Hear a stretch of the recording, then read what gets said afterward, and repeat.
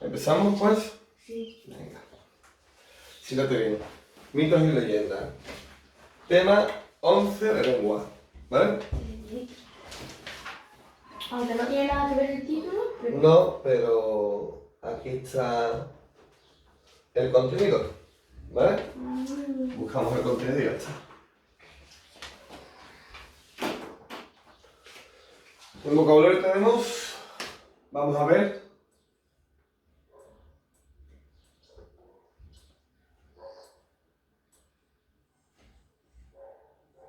¡Qué guay! ¿qué son las palabras coloquiales? Por ejemplo, eso. Pues palabras que no se utilizan, por ejemplo, en un libro, en un texto, pero se utilizan... Se puede utilizar en un libro o en un texto, dependiendo de cómo esté escrito el texto. Esa no es la verdadera definición. La verdadera forma de definirlo, las palabras coloquiales son palabras que no se utilizan en el lenguaje formal. Solamente se utilizan entre amigos. Entre amigos se puede utilizar en un libro o en un Familiares. texto. En un texto, por ejemplo, si el texto está contando una conversación de dos adolescentes o de dos amigos, ¿sabes? Como que guay, ¿qué pasa, tío? ¿Es tronco? Esas son palabras coloquiales, ¿vale? Entre familiares y amigos. Aquí te dice, se emplean en situaciones de confianza. Las usamos, por ejemplo, cuando estamos con amigos o familiares. Al escribir no se suelen utilizar, aunque si nos dirigimos a alguien cercano puede hacerse, por ejemplo, cuando escribimos un correo electrónico. Es importante usar el lenguaje cercano para la situación. Ten en cuenta que, aunque no son incorrectas, muchas palabras coloquiales no deben usarse en situaciones formales. A ver, la definición que te dan ahí está un poquito enrevesada. ¿Por qué? Porque en textos sí se usan. La clave es que en lenguaje formal no se usan. Cuando yo hablo con la administración, estoy escribiendo un libro serio, estoy escribiendo un artículo periodístico, no se suele utilizar. Ahora, si yo escribo un libro, para que vean que se utiliza escribiendo, si yo escribo un libro en el que va de dos amigos adolescentes y cuenta sus aventuras, por ponerte un ejemplo, lógicamente los adolescentes hablan con palabras coloquiales, más que los adultos. ¿Y en un guión se puede poner palabras coloquiales como un guión de dos adolescentes? Y Por ejemplo, exactamente, a eso me refiero. La clave está en que las palabras coloquiales no se usan en el lenguaje formal, con lo cual hay que saber el registro en el que nos estamos moviendo. Aunque no sean incorrectas, tú no te vas a ir a un juez y le vas a decir, ¿qué pasa, tío? Ni vas a coger a tu profesor y le vas a decir, ¿quillo, tronco? Obviamente no es incorrecto, pero está mal usarlo en ese registro. Hay diferentes registros para hablar en diferentes tipos de situaciones, ¿vale? De esto mucho más lo vamos a ver. Vale. Ahora vamos a ver el análisis sintáctico. Eso ya lo hemos dado, ¿no?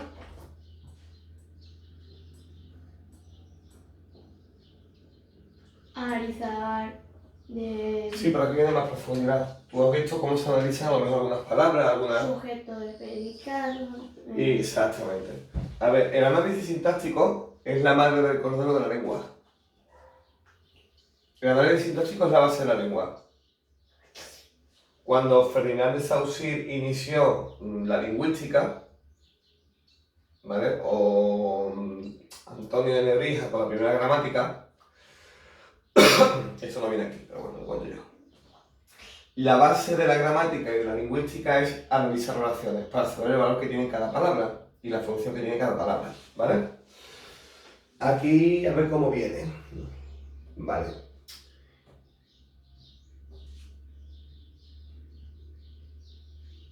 Venga, vamos a poner un ejemplo con una de las oraciones que vienen ahí, ¿vale? Los griegos hacían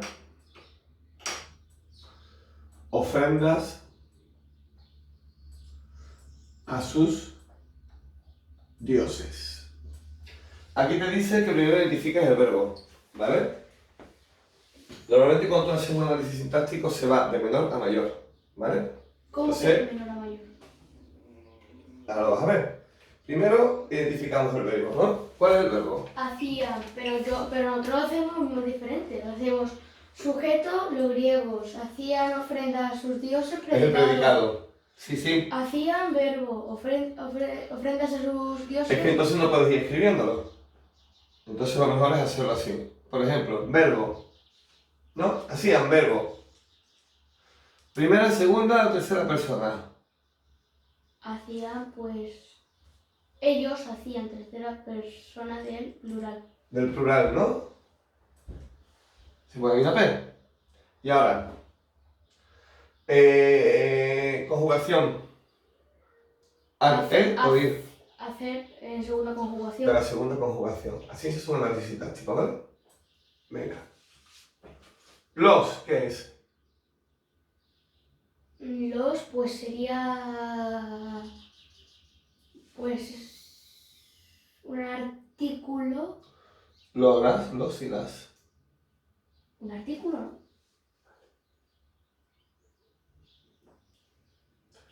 Griegos. Iba a decir verbo. Sustantivo. Sustantivo. Plural, ¿no? Me sale la palabra. Sí. Vale. Y masculino. Masculino. Ofrendas. Esto es un análisis simple, ¿eh? Ofrendas, pues sería un... Pues no lo sé. ¿Ofrendas? ¿Se puede sustituir por Lola, los o las? Les hacía, entonces sería... Los hacía. ¿Los hacía? O Los les, hacía. o les hacían. Los... O las hacían. Las hacían, sí. Sería un... copulativo. Complemento directo. Complemento directo, ¿no? Es que no me acuerdo ya de... ¿Vale? A sería... Anteojo con contra de... ¿Y a sus dioses qué sería? Aquí podemos dividir esto, ¿vale? ¿Vale? Y poner. Esto es un nombre, ¿no? Esto es una conjunción, Conjunción. ¿vale? Conjunción. Y sus es un posesivo, ¿no? A anteojo con... Y ahora, aquí abajo podemos coger todo esto y esto qué es. ¿El qué? ¿A quién se las hacía? Preguntar al verbo. Si le preguntas al verbo, a sus dioses, ¿no? ¿Eso qué?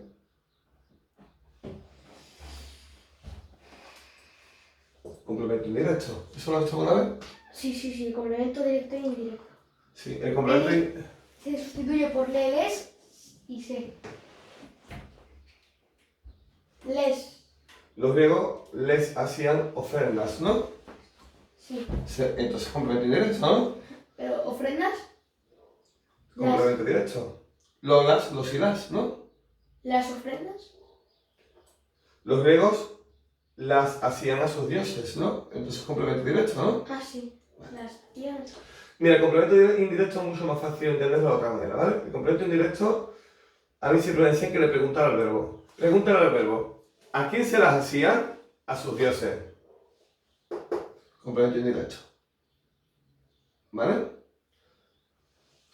Si añadiéramos una palabra más, tendríamos algo más. Frecuentemente.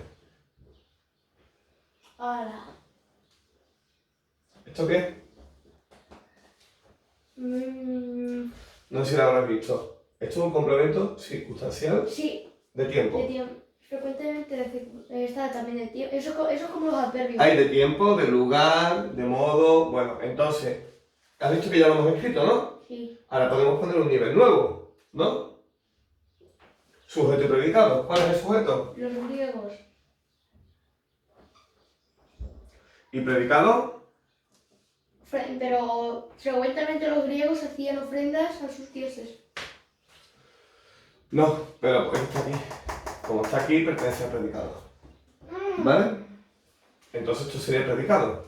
Sujeto y predicado. No me acuerdo mucho de eso. Esto hace un análisis sintáctico. Y lo mejor es hacerlo de menor a mayor. También se puede hacer como tú dices, de mayor a menor, pero de mayor a menor es un lío, un jaleo increíble. Porque no podéis escribir debajo de las palabras lo que es cada cosa. ¿Entiendes? ¿No ves que lo voy diciendo por niveles?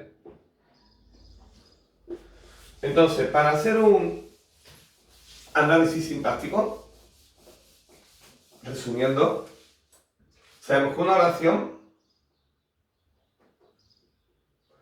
se puede dividir en simple o en compuesta, ¿no?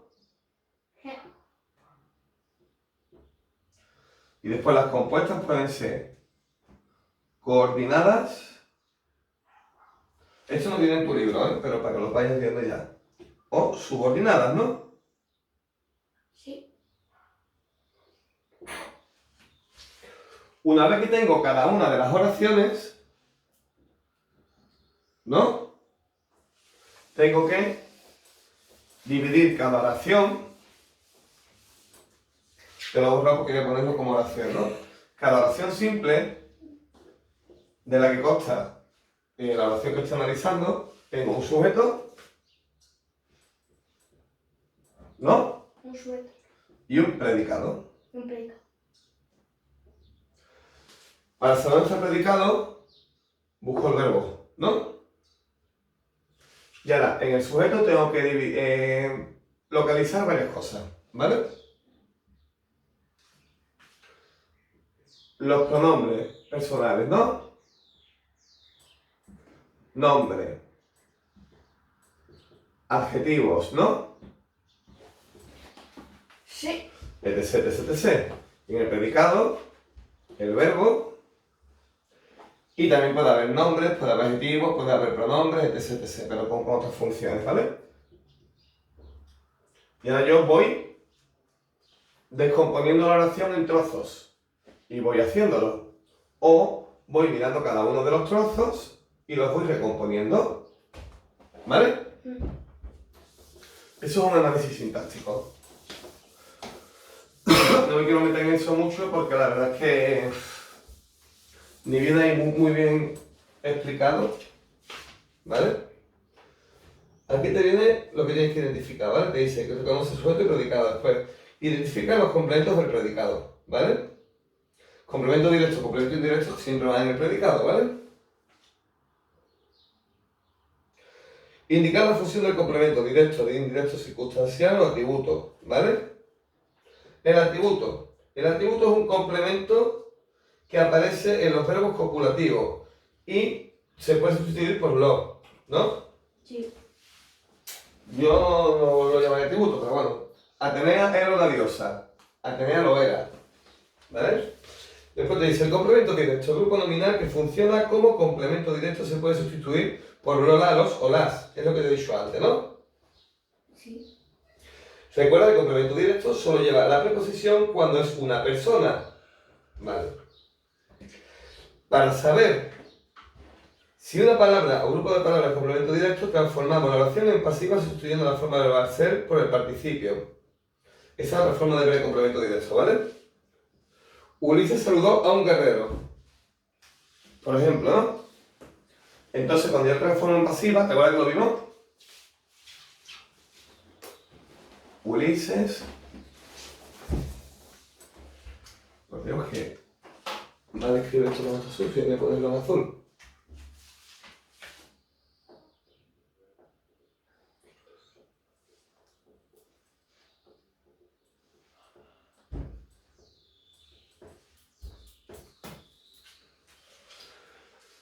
¿Te acuerdas cómo se pasaba pasiva? No me acuerdo. ¿Te acuerdas de sujeto paciente, sujeto agente? No me acuerdo. Esto es sujeto, ¿no? Sí. ¿Vale? Cuando es paciente, no recibe la acción. ¿No? Entonces, yo cojo esto y pongo un guerrero Saludó a Ulises. fue Saludado por Ulises. Por Ulises.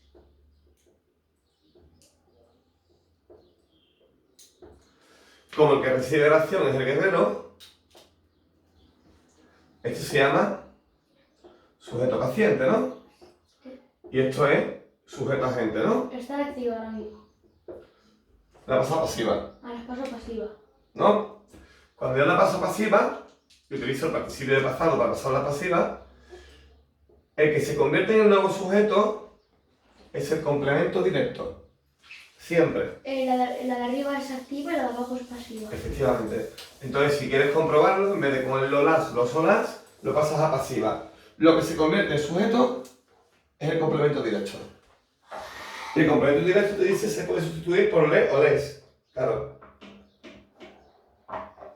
Al pasar a la pasiva oración, el complemento indirecto no varía. Efectivamente, eso también es verdad.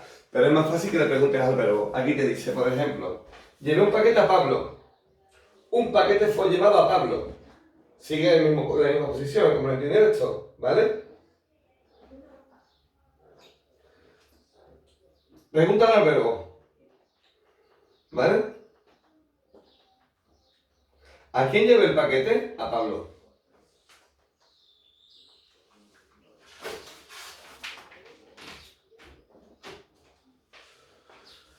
Siguiente.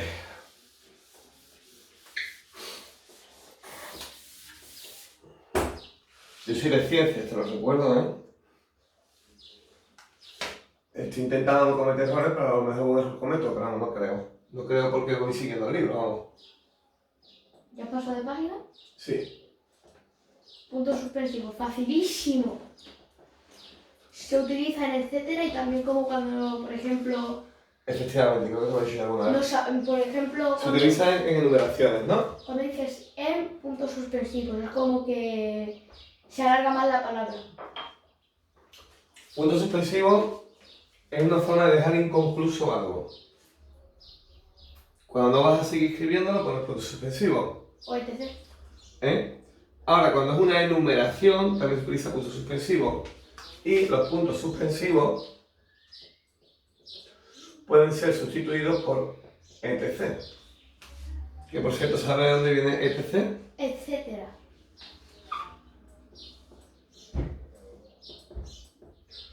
¿Sabes lo que significa? Es que Et en latín es y. Y cetera más. hacen otros. ¿Vale? Bueno, este tema lo vamos a cargar rapidito porque la verdad es que en lengua tenéis poco contenido, ¿no? No sé por qué tenéis tan poco contenido en lengua, pero bueno.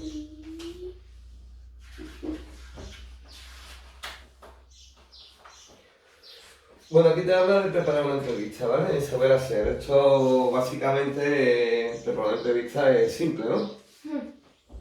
Es primero conocer la persona a quien vas a entrevistar y con los datos que tienes de esa persona, saber lo que quieres preguntarle y preparas una lista de preguntas.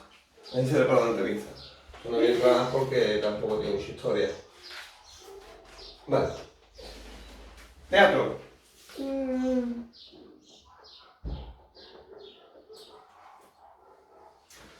¿Qué es una obra teatral? Literatura. ¿Qué es un teatro según la literatura? Pues es una obra donde Es uno de los géneros literarios más importantes, ¿eh? Así donde que... hay narrador y personaje. El personaje habla y el narrador también habla, pero en otros Bien, libros el narrador bien, siempre habla. pero espérate, vamos a ordenarlo esto, ¿vale? Vamos a ordenar los conceptos. Primero, una obra teatral, ¿vale? Es una obra escrita o una obra literaria pensada, deja eso, para ser representada por actores, ¿no? Actor. Entonces, para empezar una historia. Y como toda historia tiene tres partes, ¿vale?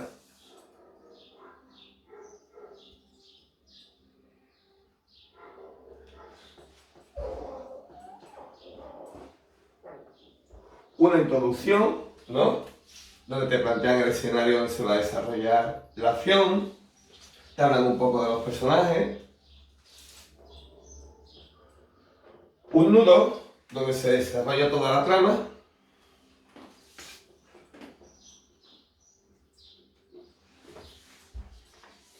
Y un desenlace, ¿no?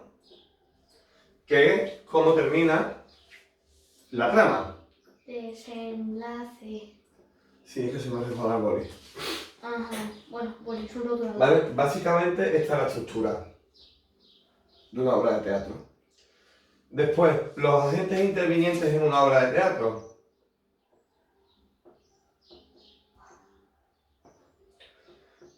Un narrador, que cuenta la historia, por lo general es un narrador omnisciente. ¿Sabes lo que significa omnisciente? De algo me han hablado de omnisciente. Que todo lo sabe. Ah, Es un narrador que lo conoce todo y unos personajes que son los que desarrollan la trama. Las obras de teatro, como todos los géneros literarios, hay diferentes tipos, diferentes clases, ¿no? Igual que está la novela, que la novela está, puede ser histórica, de aventura, ¿te acuerdas que lo hablamos? sí. ¿Vale? Igual que hay diferentes tipos de género, en teatro hay diferentes géneros. Voy a poner aquí.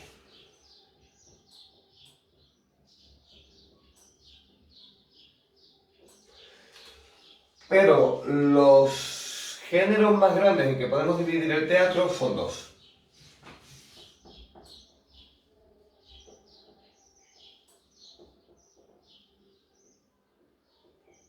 La tragedia y la comedia. ¿Vale? Dice que la tragedia es una obra teatral que trata de temas serios y que suelen tener un final desgraciado. No siempre, pero bueno. Los personajes de las tragedias suelen ser nobles, que afrontan grandes conflictos y viven dominados por grandes pasiones, el amor, los celos o la venganza. Bueno, eso sí hablamos de las obras de teatro del siglo XVI, XVII y XVIII. Hoy día las obras de teatro no tienen por qué estar protagonizadas por nobles. ¿Vale?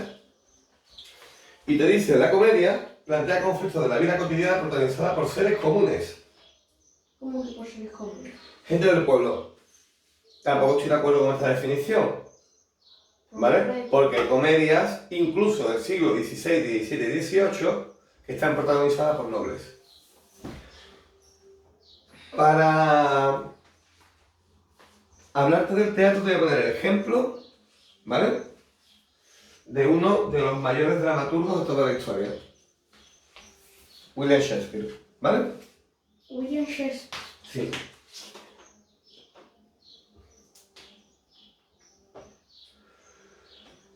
Voy a borrar esto y vamos a hacerlo de otra forma, ¿vale?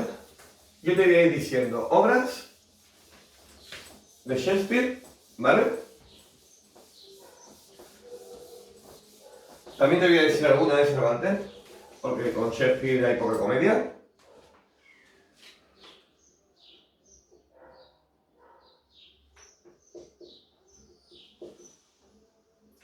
Y tú me las vas a ir ordenando. A ver si eres capaz. No soy capaz de eso, no. Va a ser fácil, porque además te voy a ir diciendo de qué va cada una.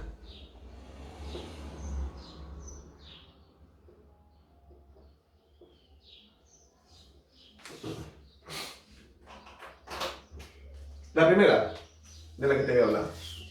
Voy a poner esto más cortito. Esto más largo. Venga. Romeo y Julieta. Trata de dos familias enfrentadas. Tragedia. En Verona, los Montesco y los Capuletos. Se enamora cada uno de los miembros de una de las familias. Se enamora uno del otro. Y al final acaban muriendo porque están enamorados. Se suicida. Tragedia o comedia. Tragedia.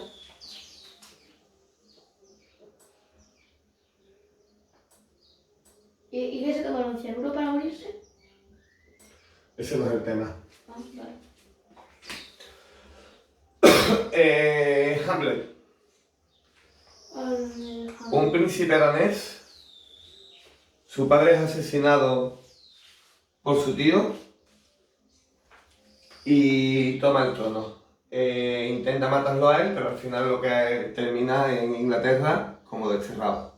Y vuelve a la corte para vengarse de su tío. Tragedia.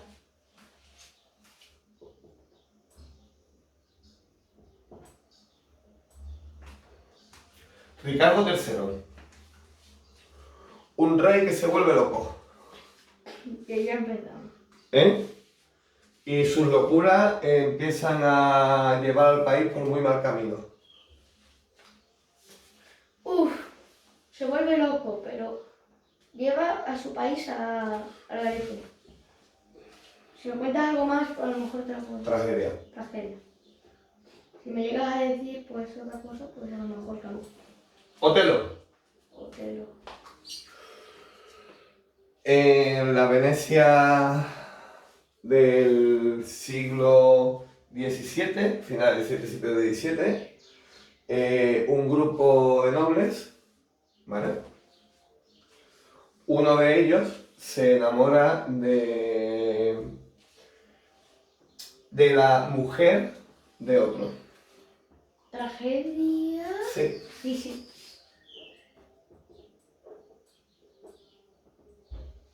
Vale. Un grupo de nobles Si me han marcado ya... se van a una casa de campo. Perdón. Se van a una casa de campo y empiezan unos a otros, empiezan con los amoríos a enamorarse unos con otros. Y hay uno que dice que nunca se va a casar y al final se termina enamorando. ¿Comedia? Sí. Ya.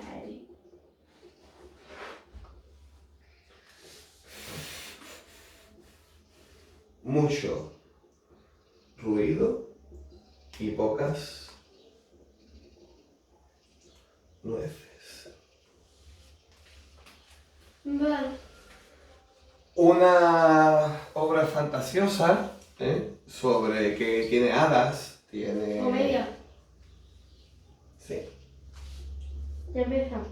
Sueño de una noche de verano.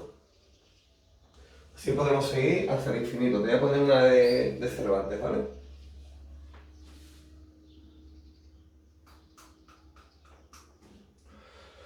Una mujer que nadie la puede controlar. Estamos hablando del siglo XVI. El papel de la mujer era diferente. Y una persona, un caballero, un infanzón realmente, porque era la baja nobleza, se casa con ella y se propone conseguir dominarla como sea. ¿Comedia? Sí, Uy. de Cervantes. Ponme otra vez Cervantes. Por ejemplo, El Quijote. Es que es una novela. Es verdad. La fierecilla dorada. Pero El Quijote, ¿qué género sería?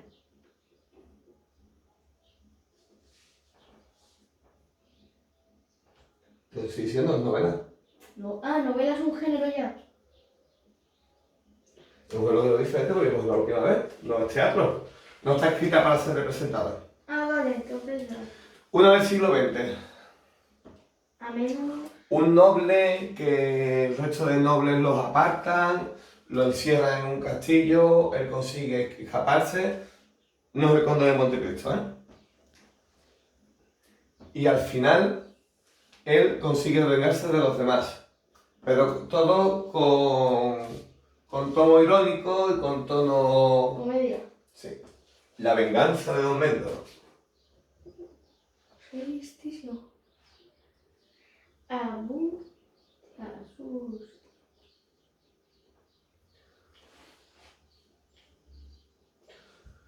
Ahí hay un diálogo como el de Mora estimada moda, Mora de la morería, que antes era muy bella y ahora está todo ya.